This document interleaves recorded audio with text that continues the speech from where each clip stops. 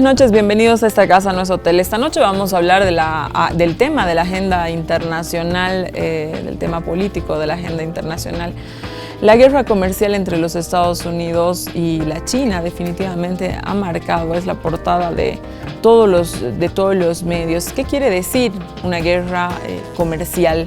Que es de lo que últimamente hemos venido hablando. Pues sencillamente se trata de la subida de aranceles en los productos que se importan. Digamos, un producto chino que al entrar a Estados Unidos costaba 100, hoy costará 125. Por supuesto, eso masivamente quiere decir muchos miles de millones de dólares.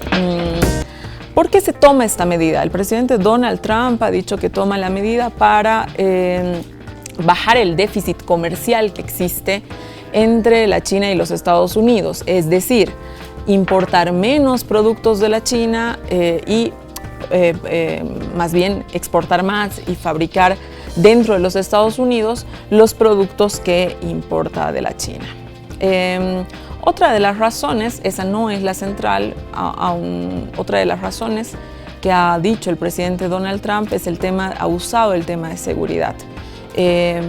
Dice que a través de la empresa Huawei, ustedes deben haber escuchado muchísimo el tema de Huawei, se estaría haciendo un espionaje a los Estados Unidos. Por otro lado, otro de los argumentos en el tema de seguridad es que el tema del acero, China o los Estados Unidos importan muchísimo acero de la China, que si en una eventual guerra no podrían comprar acero de quienes serían los enemigos. Por su parte, la China, a través de su presidente Jinping, pues dice que efectivamente ellos van a responder y también han incrementado los aranceles. La China fundamentalmente importa de los Estados Unidos productos del agro. La balanza, evidentemente, como les señalaba antes, no es la misma, pero la China también, desde ayer 1 de junio, ha incrementado los precios a las importaciones de los Estados Unidos. Ahora, nosotros en este programa lo que queremos conocer es a quién las consecuencias de esta guerra comercial. Si gracias a esto estamos hablando de la era de la desglobalización, es posible una era de la desglobalización. Y basándonos en los resultados que han habido el anterior domingo en las elecciones europarlamentarias, ¿cuál va a ser el rol que va a jugar Europa en todo esto? ¿Volvemos a un mundo bipolar? ¿Cuáles serían los polos en este mundo? ¿Qué es lo que está detrás de toda esta guerra comercial? Un tema sumamente interesante que aunque parezca muy lejos, es un tema que efectivamente afecta a todas las economías del mundo, incluida la boliviana, por supuesto. Hemos aprovechado la llegada del internacionalista Daniel Agramont. Daniel ya no está en Bolivia, está viviendo en Europa, así que hemos aprovechado traerlo para preguntarle muchísimas, no traerlo nosotros, pero aprovechar su llegada para preguntarle muchísimas cosas y que puede estar en esta casa, no es hotel. Como siempre, Daniel, bienvenido al programa. Susi, muchas gracias por la invitación. Con nosotros también esta noche el economista e internacionalista también, Pablo Rosell. Querido Pablo, bienvenido a esta casa, no es hotel, es un gusto tenerte. Es un gusto estar aquí, Susita, buenas noches. Quédese con nosotros que después del corte empezamos este interesante programa sobre la guerra comercial entre los Estados Unidos y la China.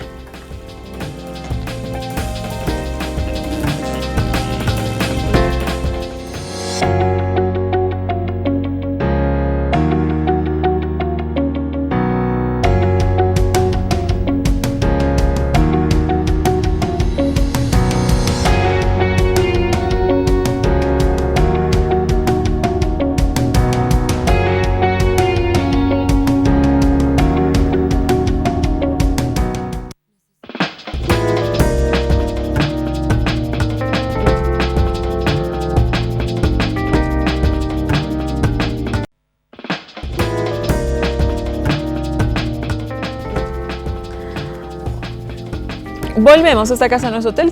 Estamos hablando de la guerra comercial entre China y los Estados Unidos y quiero empezar contigo, Pablo. Donald Trump dice que emplea las medidas proteccionistas para potenciar la industria de los Estados Unidos, repatriar algunas empresas estadounidenses, protegerse del robo de los avances tecnológicos, todo esto con la finalidad de generar mayores empleos dentro de los Estados Unidos. ¿Tú crees que Trump vaya a lograr su objetivo con estas medidas? El programa de industrialización o de reindustrialización de los Estados Unidos, yo creo que es un bebé que nació muerto. En las condiciones actuales de las técnico-económicas y de avance del capitalismo global, creo que es imposible regresar a unos Estados Unidos industriales en la misma forma en la que eran una potencia industrial entre 1930 y 1970, digamos, ¿no? Eso debido a que los avances técnico-económicos no se han detenido. Es decir, en primer lugar, a pesar de que la clase obrera estadounidense no ha recuperado el poder de compra que tenía a mediados de los 70 hasta el día de hoy, eso no ha hecho que la fuerza de trabajo norteamericana sea más barata, en primer lugar. En segundo lugar, todos los avances en telecomunicaciones, transportes, logística han hecho que la deslocalización de la producción industrial sea cada vez más fácil, más barata, más eficiente y más rentable. En tercer lugar, el proceso de proletarización de los países del este asiático, empezamos por supuesto con China, porque es el más grande, pero luego tenemos Taiwán, luego tenemos Vietnam, Corea. Luego tenemos, Corea desde hace mucho tiempo atrás, Malasia, etcétera. Es tan grande y ha sido tan especializado que en este momento es muy difícil sustituir esa fuerza de trabajo industrial que es relativamente barata, relativamente disciplinada, relativamente especializada, ¿no?, por la fuerza de trabajo industrial que estaría en Estados Unidos en condiciones mucho más caras para cualquier empresa. Interesante. Daniel, ¿quién paga las consecuencias? ¿Qué significa esto para el resto de las economías?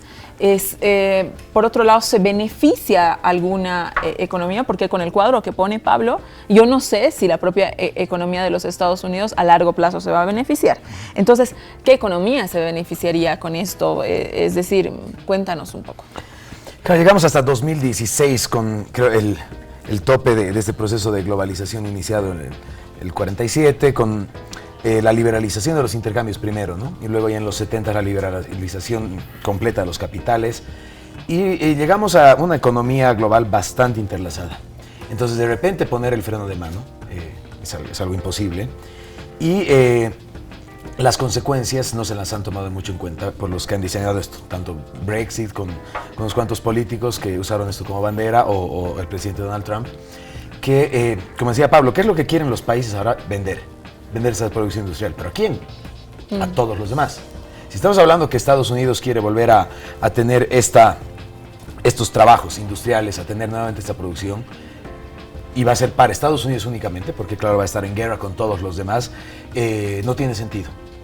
Entonces, nos estamos enfrentando a un escenario de retroceso de esta gran apertura de las economías, de conformación de una economía global, que habían muy pocas barreras para los flujos de bienes, de capitales ni hablar. ¿Y cómo va a ser este retroceso? Entonces, países que quieren recuperar la producción industrial, pero para venderles a los demás. Algo así como el NAFTA, podríamos tomarlo como ejemplo.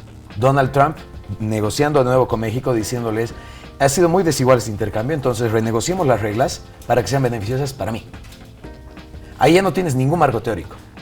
Antes se hablaba todavía del modelo ricardiano y de las ventajas que te traía esta división internacional del trabajo, que era beneficioso para todos. Todos pueden estar en mejor situación, este era el modelo económico liberal. Tienes un montón de estudios, 200 años de teoría sobre esto. Aquí ya no hay. Se trata de yo tengo poder y lo utilizo. Entonces quieren venderme a mí, renegociaremos las reglas y al final que sean beneficiosas para mí. Pero con el Asia es que esto se equivoca. Con el Asia es que va a ser muy difícil. Tenemos la fuerza de trabajo que decía Pablo en el Asia, que por eso el sudeste asiático es la fábrica del mundo. Pero además, el nuevo rol que tiene el Asia es de consumidores. Ya la China no es solamente vista como el gran productor y productor barato, sino tienes ese mercado cautivo que como están vendiendo son 1.000 millones tanto, de personas, claro. Claro, y que tienen cada vez más dinero. Ya no solamente son campesinos tratando de subsistir, sino es ya un proletariado, mucha clase media, clase alta, y que tiene muchas aspiraciones, y que ahí estaba la duda, el Apple iPhone. ¿Quién lo compra? Porque se fabrica en la China, perfecto. Pero solamente es para vender a Estados Unidos, no, lo compra el mundo entero y también el sudeste asiático. Entonces, si va a ser este proceso de retroceso por tener fábricas, ¿a quién le vas a vender? Número uno, los consumidores van a ser los más afectados. Tanto de Estados Unidos, como tú decías, van a subir los precios, sí, obvio, pero los consumidores del mundo. Entonces, en esta relación, a ver, si solo hablamos de Estados Unidos y China, ¿quién va a pagar esto en primer lugar? Bueno, hay que ver caso por caso, porque tenemos algunas empresas que solamente compran productos chinos, no los producen y los compran. Entonces yo le voy a comprar a la China porque quiero vender, porque es un producto muy eficiente. Pero tenemos otras que los producen en la China, como Walmart, como Apple, y que cuando les llegue el producto con un arancel más elevado, va a ser Walmart y Apple que van a tener que pagar de su bolsillo el dinero al Estado, al Tesoro General, ese arancel, 200 millones por arancel por un contenedor que antes no pagaba nada, y en otros casos eran empresas chinas que ya no pueden llegar al mercado estadounidense, pero en ambos casos el resultado es el mismo, suben los precios. ¿Quién va a pagar esto? Los consumidores. Habrán empresas que ya no van a poder vender, otras que van a tener que aumentar el precio, pero la gran pregunta, ¿será que se puede mover la producción? Y si volvemos a las empresas tecnológicas... Y ahora a la inversa, o sea, porque mucho se habla de los productos que la China mete a Estados Unidos. Sí. ¿Qué pasa con el tema agrícola? Porque no nos olvidemos que los Estados Unidos saca muchísima soya y esa soya va destinada a la China. Entonces, ¿qué pasa con aquello que también sube los aranceles? O sea, ¿qué pasa con esa economía que Donald Trump había comprometido que el agro se potenciaría? ¿Esta es una medida que lo potencia?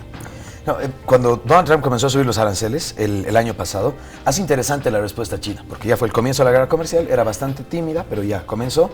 Y la respuesta de China es interesante. Si uno hace el rastreo, ¿dónde están los productos que han recibido arancel en la China? Son en los estados donde más votación ha tenido Trump. Los estados más conservadores de Estados Unidos. O sea, por ejemplo, Iowa, por ejemplo. Sí, y el whisky estadounidense. El whisky, un montón de aranceles, o sea, a esa tu base, a esa derecha dura, a esos nacionalistas que te han votado, ¿quieren comenzar a pelear? Bueno, comenzaremos. Y ahí viene el tema del agro que tú dices, recibe mucho subsidio, es una élite y que está muy cercana a la élite política conservadora y que ellos no van a perder esos privilegios, pero bueno, ¿qué van a hacer con toda esa producción agrícola que está esperando venderse a más países del mundo? Porque México han destrozado el agro mexicano desde el 94 y eso es algo que Estados Unidos no lo dice. Lo único que dice Donald Trump es muy injusta esta relación del NAFTA, ustedes nos venden millones, yo les vendo algo. Bueno, en lo que es agro, sale maíz, soya, salió subvencionada y destrozó el agro en México, pero ahora ¿qué hacemos con la China? Pero no solamente en México, ¿no? A ver, ahí, Pablo, Estados Unidos tiene una larga tradición en medidas proteccionistas, fundamentalmente en el tema de lo del agro. Por ejemplo, en el tema de lo de la producción de trigo, hace que prácticamente muy pocos países, o yo no sé cuál, puede ser competitivo con los Estados Unidos. Es uno de los grandes temas, pues la subvención. Ahora, ¿cuál sería el nuevo elemento, no? O sea, hablando en términos proteccionistas. Ahora, ¿cuál es el nuevo elemento? ¿Cuál es o sea, porque no hablamos de un Estados Unidos que si bien tiene muchísimos acuerdos comerciales, como ha señalado Daniel y de lo que vamos a hablar más adelante, ¿no es cierto? Siempre son acuerdos comerciales en beneficio mío, siempre son acuerdos comerciales en beneficio de mi producción, ¿no es cierto? Entonces, ¿dónde está el nuevo elemento hoy en las medidas proteccionistas de los Estados Unidos? Bueno, de nuevo no es ningún secreto para nadie que el programa de Trump en términos económicos era volver a América grande de nuevo, con esta nostalgia de los Estados Unidos que eran una potencia industrial desde los 40 hasta mediados de los 70 más o menos. Yo recuerdo que había mucha información sobre la base de votantes de Trump insistiendo en este programa, tenemos que reindustrializarnos de nuevo. Entonces, ahora las medidas proteccionistas de Donald Trump están yéndose justamente hacia la industria. Entonces, se pretende proteger la industria, pero se pretende proteger una industria que en este momento está tan interconectada con el resto del mundo que nosotros no podemos rastrear a simple vista la cantidad de países de origen de donde vienen cada uno de los componentes del iPhone que, por ejemplo, estás usando tú. Yo estoy usando Huawei, somos enemigos. No, entonces es muy difícil. Lo mismo puedes decir de las camionetas o de los automóviles de marca estadounidense. Lo mismo puedes decir de los aviones incluso. Claro, los aviones tienen un proceso de producción un poquito más concentrado, pero geográficamente de todos modos la producción de los componentes incluso para la industria aeroespacial está sumamente deslocalizada. Entonces, la pregunta tuya es, ¿hacia dónde se dirige este proteccionismo? Se dirige hacia el área industrial.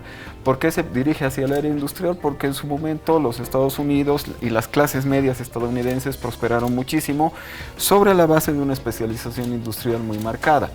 Ahora, luego, con todo el recorrido que ha tenido la globalización económica a partir de fines de los 70 y de los 80, entonces la especialización territorial ha cambiado de una manera tan dramática que tú en este momento tienes lo que Daniel estaba mencionando.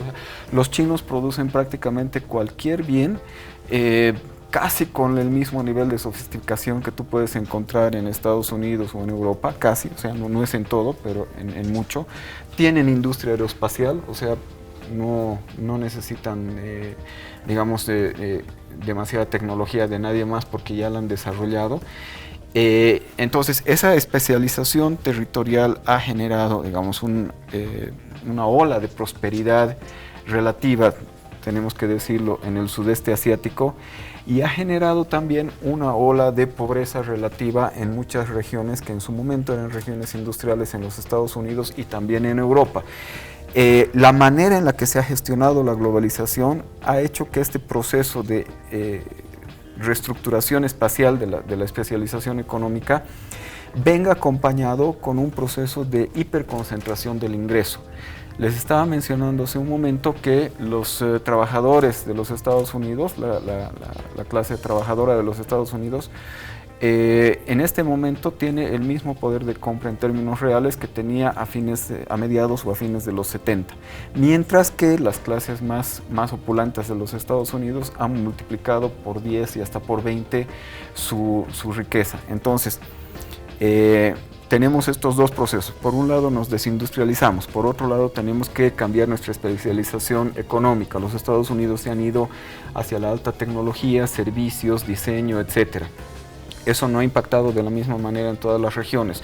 Luego tenemos este proceso de superconcentración del ingreso. Entonces volveremos a lo que era antes. Antes éramos industriales, los trabajadores industriales ganábamos bien y teníamos un nivel de prosperidad relativamente compartido. Pero eso no tiene tanto que ver con el hecho de que la especialización territorial haya cambiado como con el hecho de que la normativa que en su momento existía y era una normativa relativamente fuerte, impositiva y de redistribución del ingreso, redistribución secundaria del ingreso a través de acciones muy precisas del Estado, se ha ido desmantelando a lo largo de estas décadas. En este momento, el nivel de impuestos que pagan los ricos en Estados Unidos, las clases más pudientes, es prácticamente insignificante y es casi lo mismo que pagan las clases trabajadoras. Entonces no hay, no hay un proceso entonces, de redistribución. Mi país se ha desindustrializado. Yo antes vivía de la industria, mi ciudad estaba bien, ahora ya no somos tan prósperos. Pero además mi ciudad no se ha reconvertido al mismo ritmo que, digamos, Los Ángeles o Nueva York en alta tecnología. Nosotros éramos industriales, volveremos a ser industriales como éramos antes, pero no va por ahí el asunto. Al mismo tiempo que eso ha sucedido, la normativa impositiva para las empresas, para las corporaciones, se ha ido relajando tanto que en este momento las empresas, las corporaciones están ganando muchísimo dinero y el Estado no tiene cómo redistribuir hacia las capas más desfavorecidas. Beneficios solamente para los ricos. Daniel, Trump, desde el inicio de su campaña, nos anunció que reconfiguraría todas las reglas comerciales de los Estados Unidos frente a otros países, que repensaría su presencia no solo en la OMC, sino en todos los organismos internacionales y el financiamiento a estos mismos. Y poco a poco ha ido cumpliendo con lo que ha dicho. Sin embargo, parece que el crecimiento de Huawei en los últimos meses particularmente, ¿no? Ha acelerado este proceso. ¿Por qué? Sí, es realmente digno de resaltar que Donald Trump está siguiendo lo que dijo en la campaña. Muy transparente. Él sí que tiene una agenda transparente, no ha mentido en nada. Es decir, ya lo anunció, exacto, que iba por ahí su agenda y muy populista su campaña, su forma de hacer política, ok, pero quería llegar a estos sectores que menciona Pablo. Y llegó, parece, el mensaje. Y les dijo, Make America Great Again, hasta con sombreros, poleras de la campaña regalados que decían Made in China ahí adentro, ¿no? Pero esta era la promesa y para muchos este enojo de estar en peor condición que antes y viendo al 1% famoso con tanto dinero, entonces motivó a votar por Donald Trump. Pero luego volvemos otra vez a Donald Trump y decimos, y entonces, ¿quién es él? Que ya lo habíamos mencionado una vez en este programa, es un Robin Hood moderno, porque es un rico que dice vamos a volver a tener la fábrica para que haya más para los pobres. Ok, pero él es un rico. Y él, entonces, ¿qué opina de los ricos o qué opina de estas empresas gigantes? O sea, ahí para mí sería una gran pregunta, viendo esto de tecnología, todo esto que va a ser traer otra vez fuentes de trabajo, producir, esto va a afectar muchísimo a estas empresas high-tech, que en Estados Unidos producen algo, producen en otros países, pero tienen ingresos millonarios. Y ahí sí diríamos, claro, él está siguiendo esta su agenda y que dice, o sea, ¿de qué me sirve que Apple sea la empresa más valuable en bolsa si está produciendo en la China? No, por favor, vienes a producir al país y me lo distribuyes con fuentes de trabajo. Ahí sí diríamos, es una medida concreta en que está pensando estos de abajo, pero en esta última bajón de impuestos para los ricos se contradice totalmente. Entonces, ahí ya viene el tema de Huawei y que, claro, para analizar esto sí habría que ver en primer lugar el tema económico, pero también el tema de seguridad. Son dos temas que motivan a la administración de Trump, a sus asesores, a decirles, mira, alerta, esta empresa está avanzando demasiado, entonces ya no podemos esperar a seguir en la guerra comercial, sino ya esto tiene que escalar al siguiente nivel. Y lo que se comienza con Huawei, para mí es ya la segunda parte de la guerra. Esta guerra desglobalización. La primera fue la guerra comercial, que era aranceles y negociar tratados bilaterales, multilaterales, en la OMC trancar todo. Esta segunda fase es ya poner restricciones, ya no a los bienes, sino al flujo de tecnología. Con Huawei ya no va tanto por el tema de me vendes o no me vendes celulares aquí en Estados Unidos, es el segundo productor, pero a Huawei tampoco es que le interesaba tanto esto, sino con Huawei es tenemos que dejar de darle tecnología a Huawei. Hay que parar que Huawei tenga acceso a nuestra tecnología, que tenga acceso a las redes 5G. O sea, que Huawei vaya a ser el que construya las redes 5G del mundo, que con varias compañías europeas, la Deutsche Telekom ya están avanzando mucho, ellos van a construir. Entonces, no saco nada poniendo aranceles, prohibiendo que entren celulares Huawei o inclusive antenas, redes a Estados Unidos. Si Huawei va a ser quien en el mundo, va a ser quien ponga todas las torres y redes 5G y que esto ya no se trata de tener una antena cada ciertos kilómetros, ¿no? Es todo lleno de estas nuevas antenas, routers, modems y que esté todo interconectado, que son como velocidades hasta 20 veces mayores de lo que es. Claro, donde ellos en el último tiempo eran exitosos, resulta que la China ahora ¿no? está avanzando. Entonces, esto es un peligro muy fuerte. Yo diría, con Huawei, sí el peligro es latente para Estados Unidos. Económico y de seguridad. En el tema económico, claro, es seguir con la guerra comercial. ¿Por qué de seguridad? ¿Por qué de seguridad, Daniel? ¿Tú crees que verdaderamente la empresa va a pasar, va a generar un flujo de información desde el celular? Ok, y en esto, bueno, yo quisiera ser claro. Huawei, yo diría que va a hacer lo que hacen todas las otras compañías. En esto no estoy separando a Huawei de Apple o inclusive de un Facebook, Facebook, Google. Los que tienen el acceso a la puerta te van a dejar pasar, pero tienen la decisión si miran todo lo que estás haciendo y una vez que miren, ¿qué van a hacer con eso? Entonces, Estados Unidos no tiene ningún problema en que sea Facebook, Google que lo esté manejando.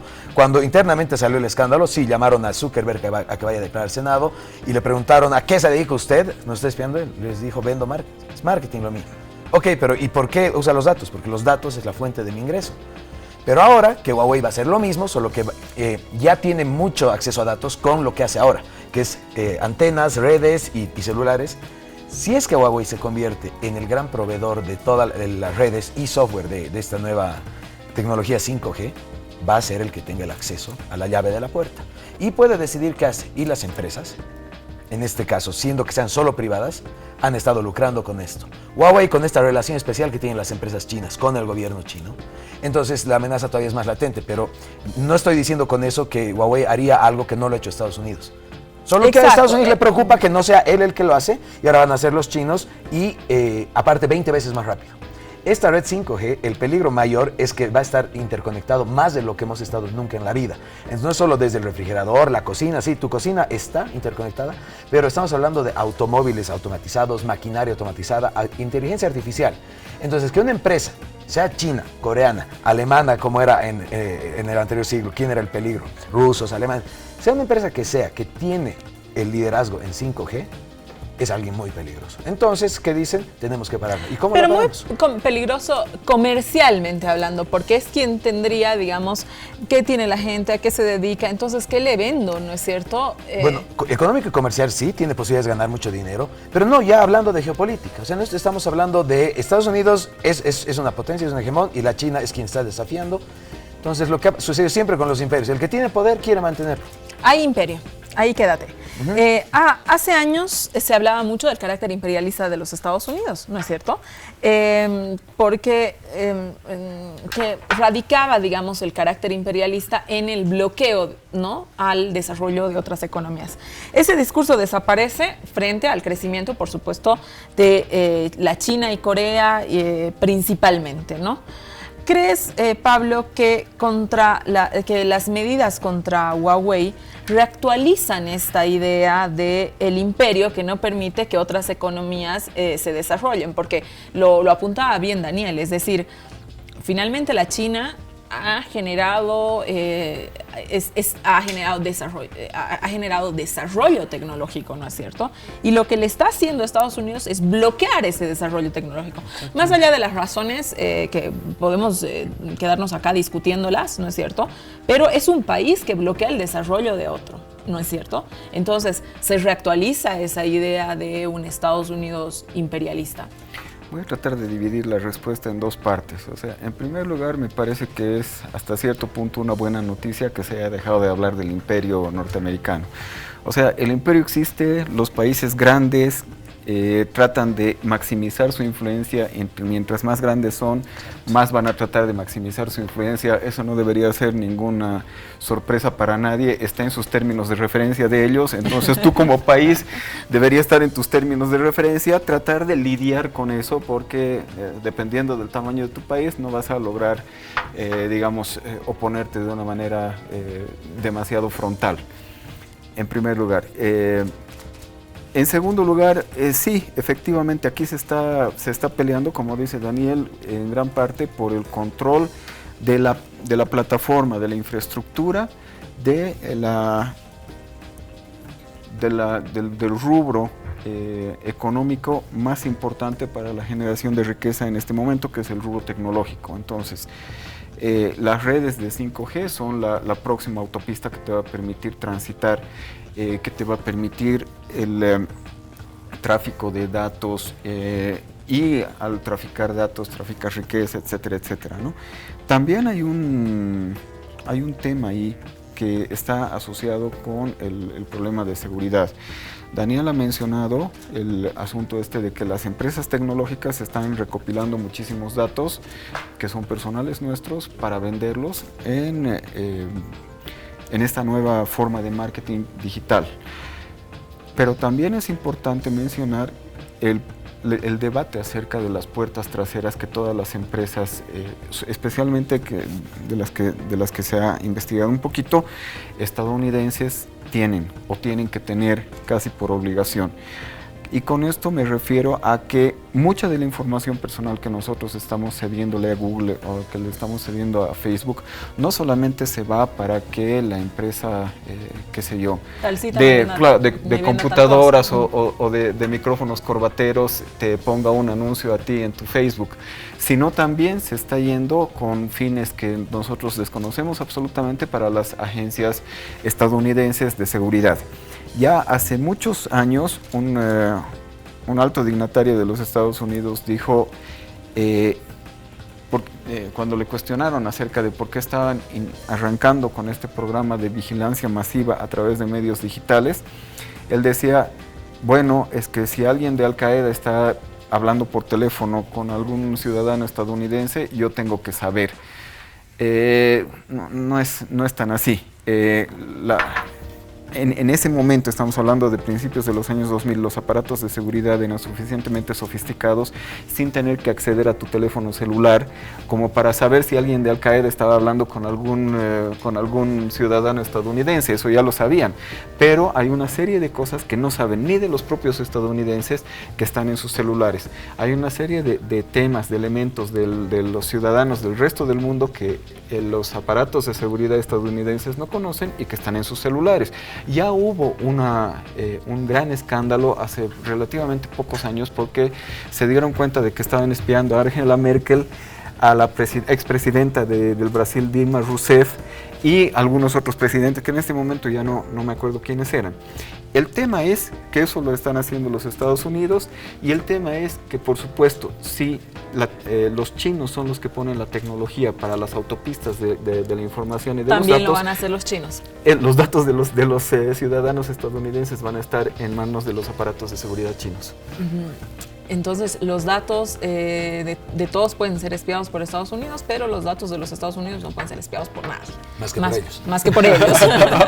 Me tengo que ir a un corte, quédese en esta casa.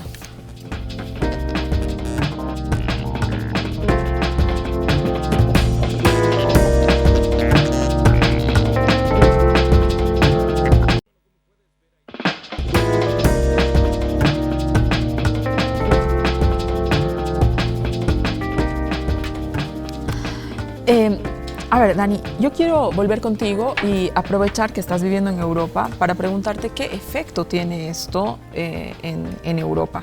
Mi pregunta sobre Europa es por 3 razones. Hay una Europa post-Brexit, ¿no? Hay una Europa que después de China es el mayor proveedor de acero a los Estados Unidos, ¿no? Y esto empieza por el acero, digamos que la guerra comercial, el tema central que parecía era el acero, ¿no? Luego, como tú dices, digamos la segunda oleada tiene que ver con la tecnología, pero la primera fue acero. Y lo tercero, el domingo pasado han habido las elecciones europarlamentarias, donde claramente había una lucha entre nacionalistas y mundialistas, ¿no? Entonces, ¿cómo se engancha todo esto a la Europa? Lo primero, yo diría que Europa está en una crisis muy aguda que hay que analizar. Internacional, esta crisis es en primer lugar que Europa está perdiendo ya hace más de una década su influencia a nivel mundial. Esto es por el tamaño de su PIB, el tamaño de su población. Europa está quedando muy relegada. Esta pelea va a ser Estados Unidos frente a China, sudeste asiático, más que nada. Y Europa con el estado de bienestar, con condiciones de vida muy buenas para sus ciudadanos, sí, pero perdiendo relevancia como región. Además, una Europa muy golpeada por Donald Trump, por las políticas aislacionistas de Trump, que desde que entró dijo, bueno, aquí vamos a reevaluar quiénes son nuestros socios. Y después de tener más de 5 décadas de esta alianza del Atlántico, que era la base del orden mundial fundado después de la guerra, es que Estados Unidos se comienza a cuestionar y dice, ¿Europa son mis socios o no? A ver, ustedes en primer lugar no ayudan en nada a lo que es defensa, están solo viviendo de lo que yo invierto en defensa, pónganse serios, paguen sus aportes, es una vergüenza, les dice en su casa. Luego en la OMC, en Naciones Unidas, bloquea todo lo que puede bloquear y estamos frente a una Europa que no sabe cómo reaccionar. O sea, un claro ejemplo de esto es que les dice, ustedes viven de mi defensa, hagan algo para defenderse. Entonces, ahora Europa, hace 2 meses que ya dijeron que van a ponerse en serio y van a comenzar a ver de diseñar un ejército europeo. Y sale al día siguiente la amenaza de Estados Unidos de que esto es muy grave para la Alianza del Atlántico.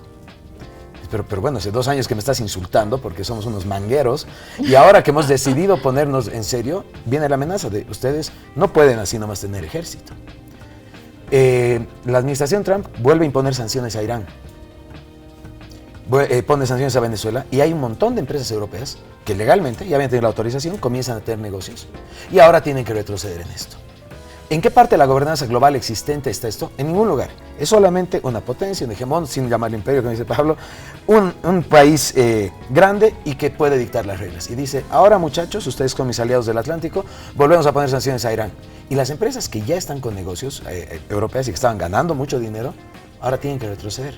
Están reclamando muchísimo a la Comisión Europea. La Comisión Europea está tratando de negociar con Estados Unidos, pero Estados Unidos dice, lo siento, hemos vuelto a poner sanciones y tú sabes lo que significa. Todos bloqueamos a ellos. En este escenario vienen las elecciones dentro y bueno, sí, el Brexit, que fue ya lo primero de esta de nacionalismo frente a los mundialistas, que no tiene salida, votan en el Brexit los británicos, o sea, sin sentido, y no es nada raro que gana el partido que apoya el Brexit, son los que más ganaron. Claro, ya estamos con un pie afuera, ¿para qué vamos a seguir votando? Pero dentro de Europa es que el nacionalismo, la extrema derecha, como todos saben, es que sí está teniendo un aumento muy significativo. Y ahí viene la pregunta, ¿por qué se está dando en esta época? O sea, estamos en el año 2012, 2013 para adelante que comienza esto. No estamos en guerra, hambruna, crisis como la tuvieron después de la Primera Guerra Mundial, después de la Segunda. Hay un piso mínimo del estado de bienestar en la mayoría de los países europeos que para otros es impensable. Los bonos, los subsidios, el brazo del Estado llega a todo lado. ¿Cuál es tu descontento? O sea, ¿por qué te enoja tanto las políticas de nuestro país? O un poco más grande, ¿por qué te enoja tanto Europa como conjunto? Hemos decidido desde el año 51 darnos la mano y crecer en conjunto, y lo hemos logrado. Mira, es un milagro la recuperación, el crecimiento europeo, industrialización en 10 años lo lograron. Claro, la Comunidad Europea es el mayor ejemplo. El mayor ejemplo de cooperación y de avance en conjunto. ¿En qué te molesta? Entonces, ahí yo encontraría que es un poco parecido a Estados Unidos el hecho de la clase media y que está en peores condiciones, sin perder ese piso mínimo, no como Estados Unidos, que es mucho más abajo, sin perder ese piso mínimo, pero encuentran que están en peores condiciones. ¿Y cuál es el problema? ¿Quién tiene la culpa? Los el migrantes. Migrante, el extranjero, en todo sentido. Entonces, pueden ser productos extranjeros, pueden ser muchos migrantes, y para varios países, más que nada, es ese, la persona que cruzó la frontera para venir, ya sea europea, que como europeo de los 28 que todavía quedan, puede cruzar la frontera cuando le da la gana, se registra en el municipio y comienza mañana mismo a buscar trabajo, sin saber mucho el idioma, tal vez sin tener el certificado de la universidad homologado. Quiero trabajar. Tal vez comienzo a trabajar en algo más bajo, luego ya veré mi carrera, estudiar en la universidad. Estamos homologando títulos, todo es fácil. Y hay otros que no son los comunitarios, que van a llegar como refugiados, como migrantes, algunos ilegales, y esos molestan más. Pero en general yo diría, esta molestia es frente a los mismos europeos, frente a los de afuera. ¿Pero por qué? Porque mis condiciones de vida están peor que antes. Los verdes han subido mucho. En esta última se ha consolidado esta subida de los verdes, que parece que es la que está jalando la agenda progresista. La socialdemocracia ya no representa la agenda progresista. Entonces, ¿cuál sería en este sentido los verdes versus estos nacionalistas que también han subido? Porque los grandes perdedores de las elecciones han sido los partidos clásicos, los republicanos, los partidos, los conservadores y socialdemócratas, que estaban bien cerca al centro, y parece que esa opción del centro ya no es viable, o se van a comenzar a alejar o están destinados. El SPD en Alemania, de lo que 20% fue la votación mínima en las elecciones nacionales, pánico en todo el partido, en el país, ahora han sacado 15, o sea, ya están como tercera fuerza, es consolidado eso, ya no están peleando el primer, segundo. Entonces, ¿qué va a suceder? En Francia murió la socialdemocracia, murió el conservadurismo y es un outsider. Esta molestia para mí sería analizar esto. Europa está muy venida a menos internacionalmente, pero el piso mínimo del estado de bienestar no tienes tú esta pobreza que significaría, como en Estados Unidos, votar a alguien para que me traiga fuentes laborales, que me saque inmigrantes mexicanos, que me saque iPhone chino, porque estamos muy pobres. Yo tengo que trabajar 2 turnos y a ver si me alcanza para poder tener mis hijos en la escuela, ni hablar de la universidad. Vamos a tener toda la vida que seguir siendo meseros o trabajar en lo poco que queda de fábricas. No, en Europa el acceso a salud, a educación, el subsidio de desempleo, apenas pierdes el trabajo. O sea, la gente no tiene tanto por qué quejarse. Pero aún así estos nacionalismos les están diciendo es el migrante, es el extranjero, y en algunos casos le dicen es la propia Comunidad Europea. Estamos así de mal porque Europa, como sueño, nos ha estafado. Europa significó aportar mucho para un sueño comunitario, se ha ido el dinero a los más pobres, ha aportado mucho a Grecia, a España, a los del sur, y nosotros como norte, más industrial, muy disciplinados, trabajamos, aportamos, cobramos mucho impuesto. ¿Para qué? Ahora vienen los migrantes y los refugiados, ¿no? La crisis de los refugiados es lo que detonó esto para ya este ascenso. Yo lo resumiría con la frase de Angela Merkel de hace unos años que decía, podemos lograrlo, vamos a abrir las fronteras porque podemos lograrlo. Después de unos meses les quedó claro, no pueden.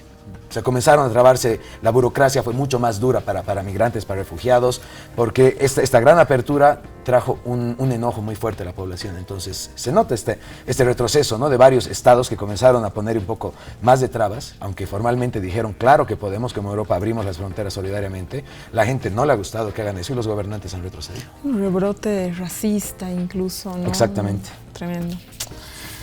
A ver, Pablo, Estados Unidos tiene una larga tradición proteccionista, pero como lo explicábamos en el anterior bloque, esta, digamos, tradición viene de alguna manera, siempre vino, ¿no?, escondida, por decirlo de alguna manera, en múltiples tratados de libre comercio. ¿Qué es lo que pasa con estos tratados de libre comercio? O sea, ya se está afectando la institucionalidad, pareciera del todo. Es decir, acá no hay teorías que valgan, no hay instituciones, no hay normativas dentro de las instituciones. Pareciera que todos estos tratados son metidos a un cajón, digamos, y no es que no se van a volver a hacer tratados, sino pareciera que Donald Trump propone que se hagan los tratados, pero solo a mi medida, ¿no? A la medida que yo deseo, aunque recojas cuestiones de los anteriores, qué sé yo, pero el hecho es como anular todo el pasado y él establecer la nueva historia comercial de los Estados Unidos. ¿Qué pasa entonces con los anteriores tratados? ¿Qué pasa con las instituciones? ¿Cómo queda todo esto en esta pulsión de Trump? Es interesante la denominación, ¿no? Yo creo que los tratados de libre comercio nunca han sido tratados de libre comercio, han sido tratados de comercio regulado entre un grupo seleccionado de socios comerciales a los cuales les das una serie de preferencias que están teledirigidas a un conjunto muy específico de industrias y de empresas en las cuales tú estás haciendo la apuesta que vas a tener un intercambio comercial que va a ser relativamente equilibrado. Eso siempre y cuando desde el país líder de estos tratados, que es los Estados Unidos, siempre y cuando ellos puedan estar renovando, mejorando, ayornando todo su aparato productivo para que las condiciones de intercambio sean relativamente equilibradas, ¿no?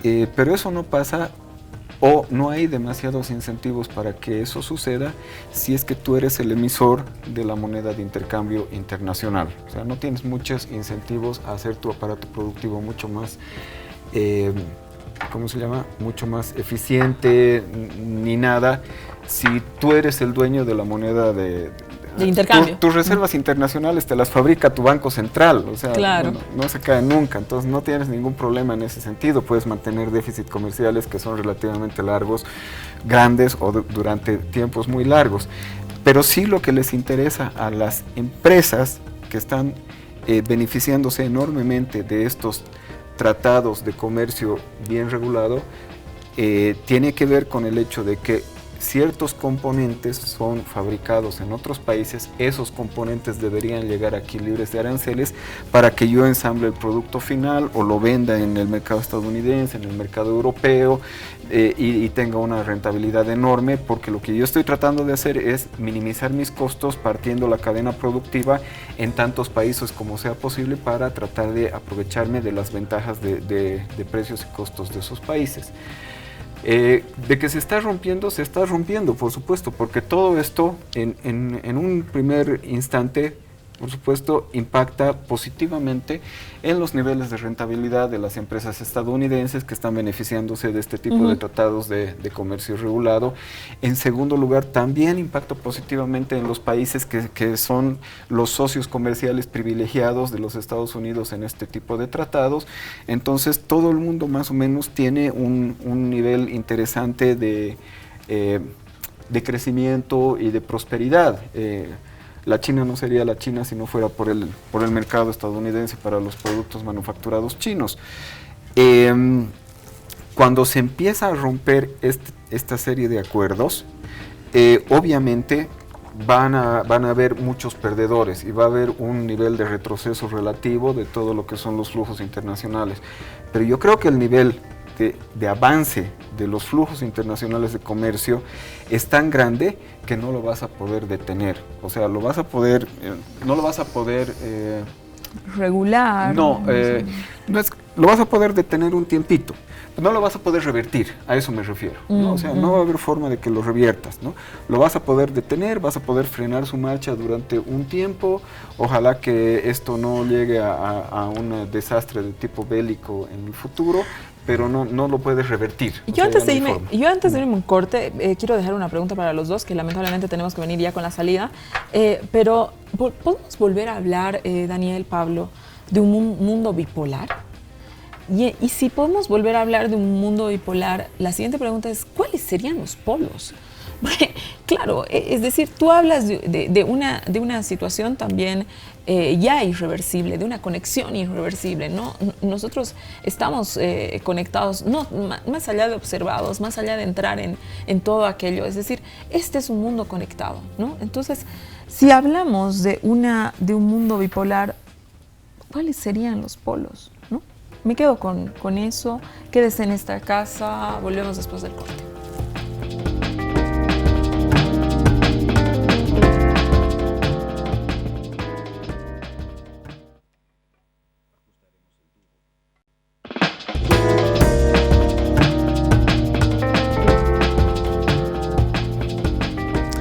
Cerrando ya esta Casa No es Hotel, lamentablemente un programa sumamente interesante. ¿Qué es lo que está pasando en el mundo?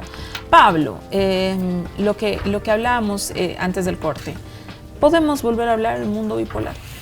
Mira, no sé si exactamente de un mundo bipolar, pero lo que yo creo que sí de lo que podemos hablar es de un mundo en el cual los Estados Unidos está perdiendo de una manera acelerada su nivel de poder, su nivel de influencia en el mundo, y ya no es la potencia que era antes y no saben cómo gestionarlo, no saben cómo manejarlo, ¿no? Y esto sucede cuando las élites económicas se han desconectado tanto de la realidad nacional e internacional que no son capaces de gestionar una decadencia del poder que tenían antes de una manera elegante, y lo están gestionando de una manera desastrosa.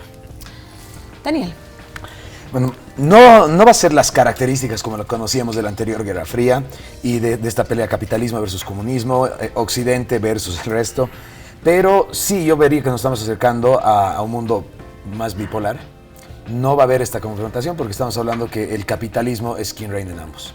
Capitalismo a lo chino, ok, pero capitalismo al fin versus un capitalismo estadounidense que es menos liberal que antes. Ese es como se está cambiando. Pero...